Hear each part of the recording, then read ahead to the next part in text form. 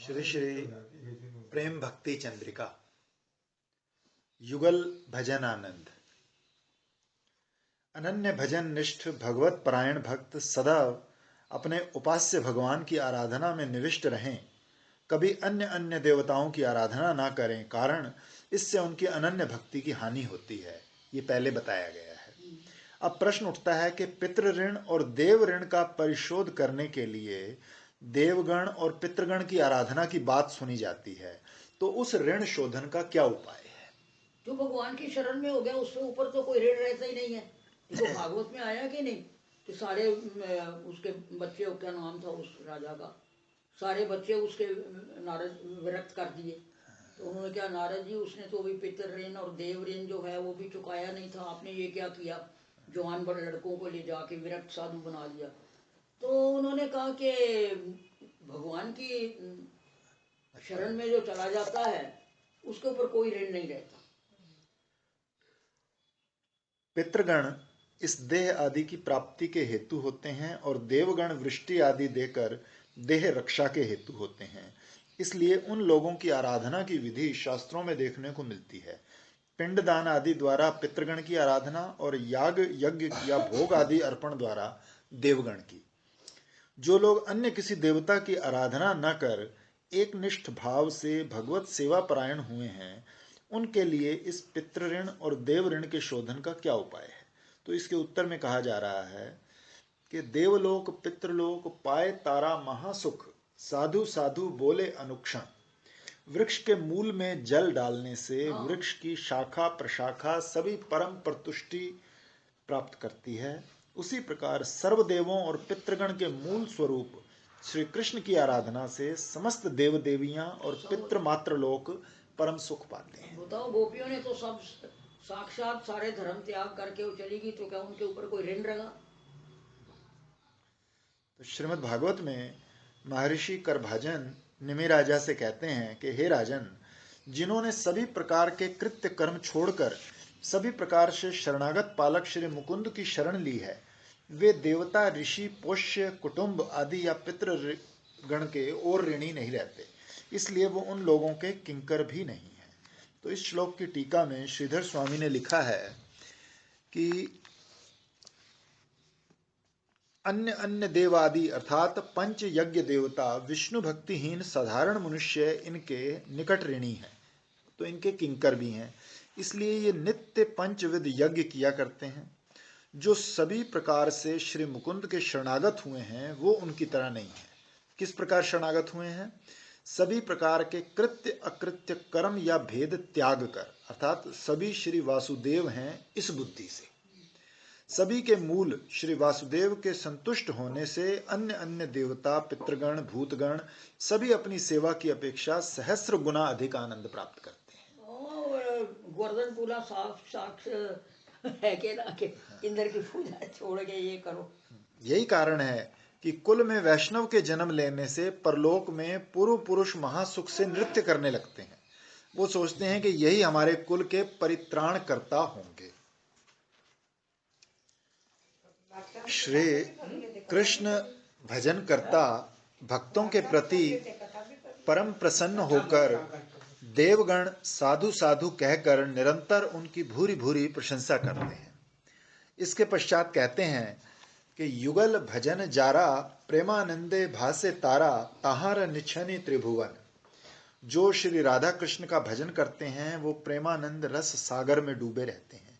तीनों लोकों के लोग परम भक्ति के साथ उनका निर्मंचन करते हैं। ये युगल उपासना अति रहस्यमय और वेद गोप्य है। इस विशेष कलयुग में श्री गौरांग महाप्रभु की अनर्पित चरी करुणा का अवदान है। उनके श्री चरणाश्रित आचार्य पादगण द्वारा संपूर्ण रूप से आचरित और विश्व में प्रचारित है। श्री श्री राधा माधव का युगल स्वरूप ही पर तत्व की चरम सीमा और संबंध तत्व की पराकाष्ठा है। श्रीमद जीव गोस्वामी पाद ने अपने तत्व परमात्मा भगवत और श्री कृष्ण इन चार संदर्भों में संबंध तत्व का निरूपण कर सबसे पीछे कहा है। पूछा वो संबंध की बात प्रभु जी पूछ के आए हैं, मेरे को तो ज्यादा क्लियर समझ नहीं आई बात उनकी। हाँ। कहते बस गुरु जी ये कह रहे हैं कि जैसे जैसे भजन करेंगे हाँ तो उसके बाद अपने आप स्फुरित संबंध भी स्फुरित हो जाएगा। तो मैंने कहा वो तो ठीक है, वो तो सारा स्फुरित होने पर होगा, और लेकिन आप उस दिन कह रहे थे कि मंजरी भाव को आगे नहीं लेकर संबंध को लेकर भजन करना है, तो वो कहते नहीं यही बताया था, फिर इतना ही बताया, फिर मैंने ज्यादा नहीं। देखो, संबंध तो हम जब हमारे ये तो दशाक्षर मंत्र देते हैं ना, अष्टादश में जो कृष्ण आए है वो संबंध का तो है। हाँ जी। वो संबंध तो जो गुरुजी ने बताया कि ये नहीं बनोगे वो नहीं बनोगे, मतलब ऐसा कि भाई कोई ब्रह्म बनेगा, कोई कुछ योगी बनेगा, कि हम तो तुमको राधा दासी बनाएंगे। हाँ। और जो उन्होंने स्वरूप दिया है, अगर उस स्वरूप को चिंतन करके हमें वो स्वरूप आ जाए तो बात खत्म हो गई। बीच में एक वो तो ठीक है कि भाई एक जन्म लेना पड़ेगा, दिव्य जन्म होगा वो, जब वो 125 वर्ष से कहीं अवतीर्ण होंगे तो वो ललिता विशाखा के अंदर रह के परिपाटी सीखनी पड़ेगी। और तो हमने सुना नहीं। मैंने कहा था मैं जाऊंगी 2-4 दिन में, तो फिर एक दफा मैं ये संबंध तत्व तो बीच में दरानी जेठानी का क्या आ गया। हाँ।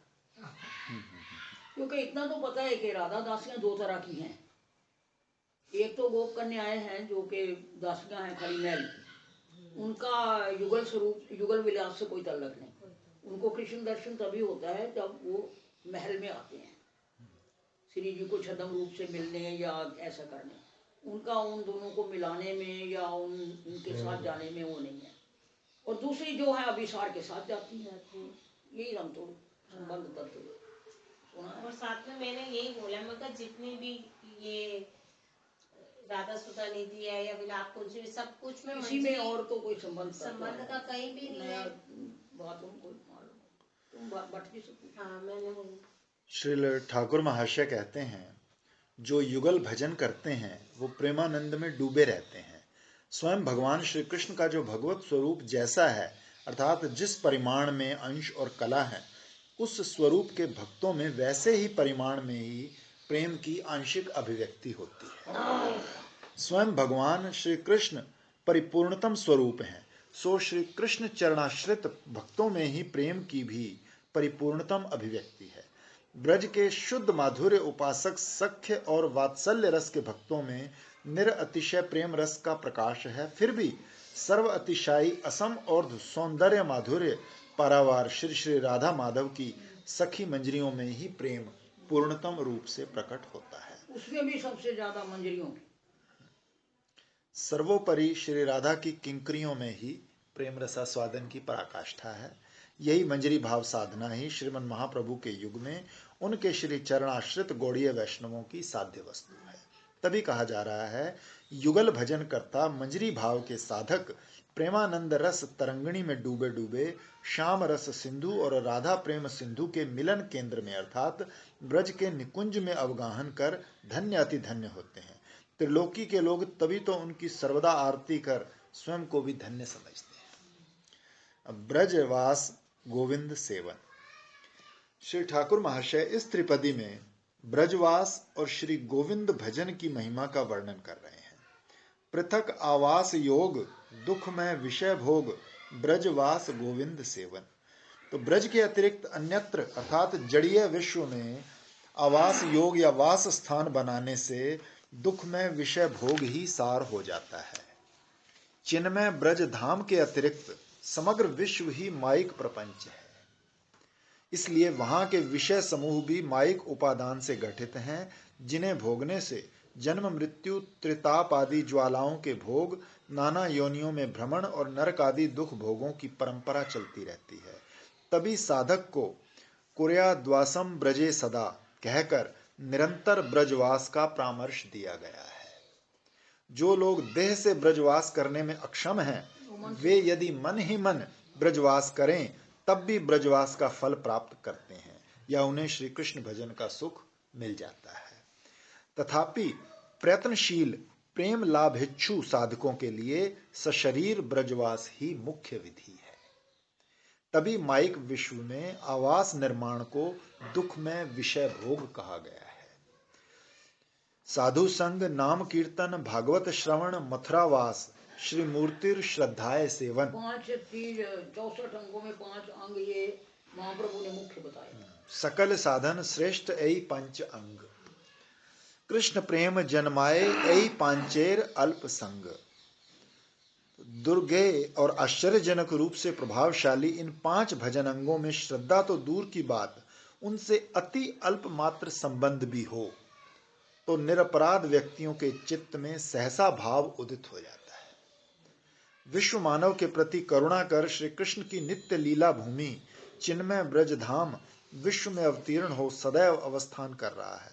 स्कंद पुराण में आया है कि पृथ्वी पर जो सब भगवत प्रिय पुरियां जिस रूप में विराजमान हैं, उन संबंधित लीलाओं के लिए आदृत होकर वैकुंठ में भी वही वही पुरियां विराज रही हैं। तात्पर्य यही है कि ब्रह्मांड में सप्त स्वर्ग सप्त पातालात्मक 14 भुवन है। उसके बाहर प्रकृति के 8 आवरण हैं। उसके दूसरी ओर कारण समुद्र या विरजा है। उसके ऊपर सिद्ध लोक सायुज्य मुक्ति का स्थान है। यही निर्विशेष ज्योतिर्मय ब्रह्म है। सिद्ध लोक या मुक्ति लोक के ऊपर परव्योम अर्थात अनंत भगवत स्वरूपों के पृथक पृथक धाम अनंत वैकुंठ हैं। जब जो भगवत स्वरूप ब्रह्मांड में प्रकट विहार की इच्छा करते हैं, तब उसी धाम और परिकरों के साथ उनका आविर्भाव हुआ करता है। इसलिए स्कंद पुराण में एक साथ वैकुंठ और पृथ्वी दोनों ही स्थानों पर धाम की स्थिति का वर्णन है। श्री कृष्ण स्वयं भगवान हैं, सर्व कारण कारण हैं। उनका धाम भी उसी प्रकार सभी चिन्मय धामों के ऊपर विराजमान है। ये यहाँ पढ़िए, वो चैतन्य संदेश आया तो उसमें उसने ऐसे ही दिया है। उसके ऊपर ये है, उसके ऊपर सिद्ध लोक है, उसके ऊपर शिव लोक है और सबसे ऊपर कृष्ण लोक है, मथुरा द्वारका वृंदावन। सर्वोपरि विराजित वही वृंदावन धाम अचिंत शक्ति के प्रभाव से पृथ्वी पर भी विद्यमान है। एक ही धाम की एक साथ दोनों स्थानों पर स्थिति है। चिन्मय श्री ब्रजधाम विश्व मानव के हित के लिए विश्व प्रपंच का रूप धारण कर विराज रहा है। इसी को धाम का दृश्यमान प्रकाश कहा जाता है। अन्यथा मायाबद्ध मानव श्री धाम में आने में या वास करने में सक्षम नहीं होता। साधक साधन भजन के महाउद्दीपन में स्थान इस ब्रजधाम में रहकर शीघ्र ही प्रेम प्राप्त कर धन्य हो सके, इसीलिए परम करुण प्रपंचातीत श्रीधाम माइक प्रपंच का रूप अंगीकार कर विराज रहा है। ऐसा कौन भाग्यवान साधक है जो साधन सिद्धि की महामिलन भूमि इस ब्रजधाम में वास कर प्रेम प्राप्त कर धन्य होने की इच्छा नहीं करता। देखो देखो, और यहाँ भी आप देखते हो कि भाई इस ब्रज में भी वास करके भी लोग वही माइक प्रपंच में दिखते हैं, लेकिन ये है कि जिसकी आंख है वो उसको भगवान की लीला समझता है, तो ये भी उसकी लीला है। साधक सशरीर ब्रजवास कर गोविंद सेवन या श्री गोविंद का भजन करे, ब्रजवास गोविंद सेवन। तो ब्रजवास करके भी यदि श्री गोविंद भजन का सौभाग्य प्राप्त ना हो तो साक्षात ब्रजवास से भी सुख प्राप्त नहीं किया जाता। श्री कविराज गोस्वामी पाद ने लिखा है, श्री वृंदावन में रहूं या अपने घर में रहूं, कारागार में रहूं या स्वर्ण आसन पर ही बैठूं, इंद्र पद प्राप्त करूं या नरक में ही जाऊं, श्री कृष्ण भजन को छोड़ कहीं सुख नहीं। श्री गोविंद भजन कर जीवन धन्य करने के लिए ही ब्रजवास है। साधन भजन के या ब्रज रसास्वादन के चरम क्षेत्र इस ब्रज में वास करके भी जो बहिर्मुख की तरह भजनहीन जीवन में आहार निद्रा के सुख में मग्न रहते हैं, वे सचमुच ही शोचनीय हैं। उन जैसे हतभाग्य व्यक्तियों के लिए ही लगता है एक दिन मिथिला के कवि कुंज से वो महावाणी ध्वनित हुई थी कि सिंधु निकटे यदि कंठ सुखायब को दूर करब पियासा। कि अमृत सिंधु के पास आकर भी पिपासा शांत ना हो तो विश्व की अन्य किस वस्तु से हो सकती है। तो ब्रजधाम भजन रस कह दिया कि यदि शरीर से वास ना कर सको तो मन से वास करने से भी धाम मिल जाएगा। फिर कह दिया कि धाम में वास करके भी यदि भजन ना करो और मन नित्य रहे तो फिजूल है। तो दोनों बातें हो गई ना। दोनों के लिए हो गया, जो तो इसका मतलब वास कर रहे हैं उनके लिए भी और जो नहीं कर रहे उनके लिए भी। तो मुख्य तो मन हो गया ना, तो मुख्य तो मनो में कोश हुआ ना। वे वो एक है ना, where are you, where your mind is. वो थी ना परवीना, तो कभी कभी सवेर से फोन करती, माँ वेयर आर यू, तो मैं ये नहीं कहती, मैं क्या वेयर आई शुड बी। अब तो नहीं आ रहा, अब कभी फोन आया नहीं। आज मीरा का फोन आया था, तुम्हारे लिए भी पूछ रही थी। मैं क्या अभी तो है, कि मैं सोच रही थी इतनी ठंड पड़ रही है तो दीदी अकेली होगी। मैं कहा अभी तो अकेली नहीं हूँ, मैं कहा पहली को अकेली हूँ। इसका पूछ रही थी, उनको तो बहुत बीमारियां हैं, क्या हाल चाल है उसका। मैं बताया उसको बैंची की दवाई। ब्रजधाम भजन रसास्वादन का सर्वश्रेष्ठ स्थान है, इसी का प्रतिपादन करने के लिए कह रहे हैं। वृंदावन वास करने पर ब्रजवासी भक्तों के साथ निरंतर कृष्ण कथा और कृष्ण नाम रसधाम या महामधुर या परम आस्वाद्य हो जाते हैं। इसे सत्य से भी अधिक परम सत्य समझना होगा। एक तो वैसे ही महापुरुषों के श्रीमुख से श्री कृष्ण के हतकरण रसायन मधुर अति मधुर रूप गुण लीला आदि सुनकर अति शीघ्र ही श्री कृष्ण पाद पद्मों में रति या प्रेम भक्ति का उदय होता है। ऊपर से उनकी साक्षात लीला भूमि या लीला विलास आदि के चरम उद्दीपन के क्षेत्र इस ब्रज धाम में उसका श्रवण किया जाए, तब तो वो रस धाम या परम सुरसाल के रूप में अनुभूत होता है। फिर इस ब्रज धाम में बैठकर महापुरुषों के श्रीमुख से श्री कृष्ण की लीला कथा का जैसा स्फुरण होता है अथवा श्रोताओं को जैसा सुरसाल लगता है, वैसा और कहीं भी संभव नहीं। इतना ही नहीं, ब्रजवासी महतगण के संग में आनुषंगिक रूप से ही उन लोगों के हृदय के दैन्य, विनय, निराभिमानिता आदि गुण समूह और सदाचार आदि संग करने वाले में निरंतर संचारित होते हैं। इससे चित्त मन अति शीघ्र रसास्वादन के योग्य बन जाते हैं। ब्रजेंद्र नंदन श्री कृष्ण के नाम रूप गुण लीला के उत्तम रूप से कीर्तन में और निरंतर स्मरण आदि में क्रमशः रसना और मन को नियुक्त कर ब्रजवास करते हुए ब्रजवासी श्री कृष्ण अनुरागी भक्तों का अनुगत होकर सारा समय बिताएं। समस्त उपदेशों का यही सार है। सेवा अभिलाष। जड़ीय विश्व के दुख में विषय भोग त्याग कर ब्रजवास करते हुए श्री गोविंद के भजन से और सर्वदा ब्रज आश्रयी महतगण के संग में श्री कृष्ण कथा और श्री कृष्ण नाम के श्रवण कीर्तन से भगवान नाम रूप गुण लीला की रस माधुरी आस्वादन कर साधक धन्य होता है, ये बात बताई गई है। अब इस त्रिपदी में कहते हैं कि जो उल्लिखित विषय में सुदृढ़ विश्वास स्थापित कर हृदय की इतर वासनाएं त्याग कर चित्त में सदा सेवा अभिलाषा का पोषण करते हैं, श्री कृष्ण चरणों में शरणागत वे ही साधक ब्रजवास कर सर्वथा निर्भय होते हैं। जो श्रद्धा भक्ति या भजन का अधिकार लाती है, वो श्रद्धा विश्वास मूलक है। श्रद्धा और विश्वास दोनों एक ही पर्याय में होते हुए भी पूर्व अवस्था को श्रद्धा और प्रवृत्ति अवस्था को विश्वास कहते हैं। इसलिए भगवत जन में श्रद्धा को ही भक्ति का अधिकार देने वाली बताया है। फिर भी उस भजन बल से प्राप्त होने वाले श्री कृष्ण में अनुभव संबलित विश्वास को ही अंग रूप में लिया गया है। फिर श्रद्धा या विश्वास के साथ शरणागति का भी उदय होता है, कारण श्रद्धा और शरणागति एकार्थक है। श्रीमद् जीव गोस्वामी पाद ने अपने भक्ति संदर्भ में लिखा है कि श्रद्धा और शरणागति का एक ही अर्थ होना युक्ति संगत है, कारण शास्त्रार्थ में दृढ़ विश्वास का नाम श्रद्धा है और शास्त्रों ने भी भगवान में शरणागत जन के भय का और शरणागत के अभय का उपदेश किया है। अतः शास्त्रार्थ में दृढ़ विश्वास रूपी श्रद्धा का उदय हुआ कि नहीं, इसका चिन्ह शरणापति ही है, अर्थात शरणापति से ही श्रद्धा का परिचय होता है। शरणागत जन के निर्भय के संबंध में श्रीमद् भागवत में श्री देवकी देवी का स्तव है कि हे आद्य, मरण धर्मी मानव मृत्यु रूपी कराल व्याल से भयभीत होकर सर्वत्र पलायन करता है, किंतु कहीं भी निर्भय नहीं होता, कारण कीट से ब्रह्म तक सभी काल कवलित है। किसी महत के संग या कृपा जनित सौभाग्य के फलस्वरूप तुम्हारे श्री चरणारविंदों में आश्रय मिल जाए तो मानव शांति से सोता है और मृत्यु उसके पास से सदा सदा के लिए पलायन कर जाती है। इससे ये समझ में आया कि श्रद्धा या विश्वास के साथ भजन करने से शरणागत साधक सर्वथा निर्भय हो जाते हैं, किंतु निर्भय होना ही कृष्ण भक्त का काम में नहीं है, ये तो भजन का आनुषंगिक फल मात्र है। भजन का यथार्थ उद्देश्य तो अभीष्ट की सेवा प्राप्ति, तभी कहे सदा सेवा अभिलाष।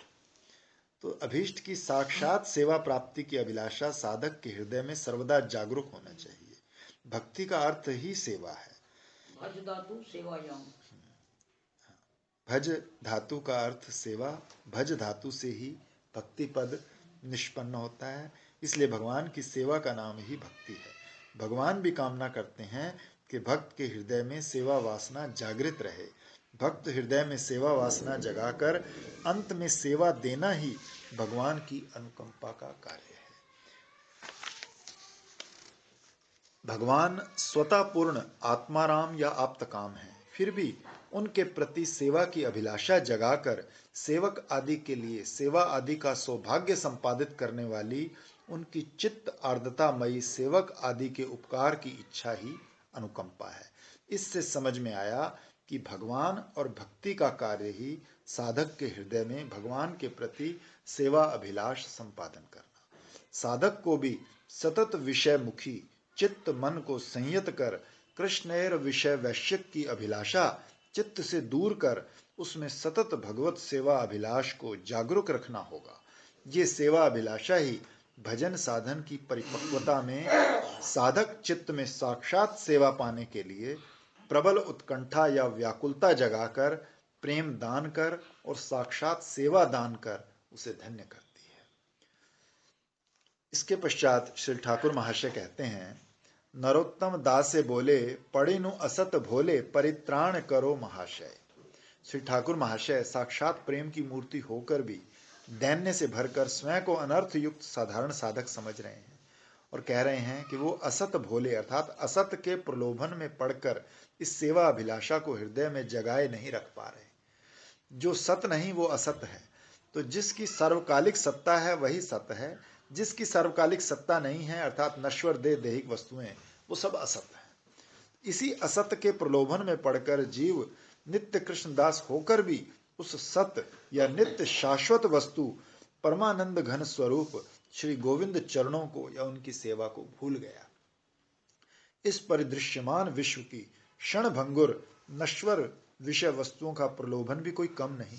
बड़े बड़े ज्ञानी गुणी विद्वान भी इसके प्रलोभन से छुटकारा ना पाकर इस असत प्रलोभन के खर स्रोत में दुख सिंधु की ओर बहे जा रहे हैं। कितना शास्त्र अध्ययन, कितना कितना सदुपदेश श्रवण मानो इस प्रलोभन के आगे व्यर्थ जा रहा है। भगवान की त्रिगुणात्मिका बलवान माया शक्ति से इसकी उत्पत्ति है, इसलिए क्षुद्र जीव शक्ति अपनी चेष्टा से इसके कवल से उद्धार पाने में समर्थ नहीं होता। तभी परित्राण करो महाशय। तो महाशय के अर्थ में श्री विश्वनाथ चक्रवर्तीपाद कहते हैं, हे कृष्ण, श्री कृष्ण कृपा को छोड़ और किसी की शक्ति नहीं जो इस माइक प्रपंच की विषय वस्तु का प्रलोभन हटा सके।